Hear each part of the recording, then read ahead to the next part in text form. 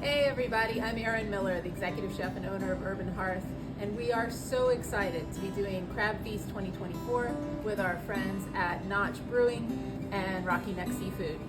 Opening a crab is a personal experience. You follow your zen, you open it however you want, but I want to share with you my technique that I learned from my mother and my grandmother. It goes back generations in my family. Here we've got a few number 1 males, number 2 males actually. These are large. You can tell that it's a male by the shape of the apron. There's an adage in the Mid-Atlantic that the males have the Washington Monument and the females have the Jefferson Memorial. It's also tradition in the Mid-Atlantic, at least, to only eat males typically, rather than eating the breeding stock of females. Take the apron off and put that in your trash pile, and then pull the carapace or the shell off, and that exposes all the goodness inside. There's good meat in the claws too. If you pull them off gently, you'll get some of the chamber meat. We're going to clean those separately. But the first thing to do when cleaning the open crab is to take the lungs off. You see the lungs there?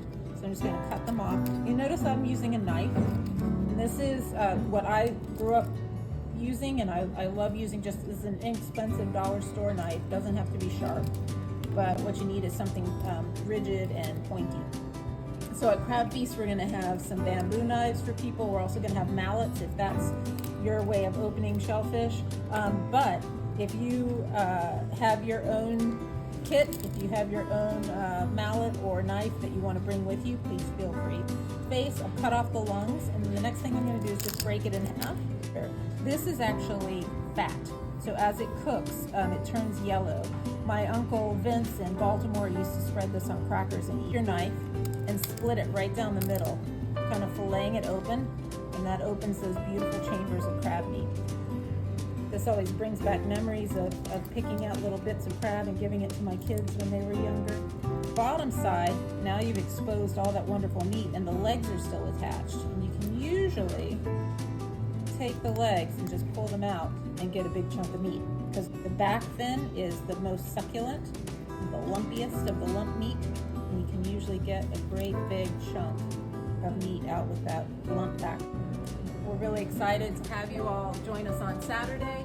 It's going to be a limited supply situation, so order ahead if you want to be guaranteed to get some of these beautiful blue crabs thanks to Rocky Neck.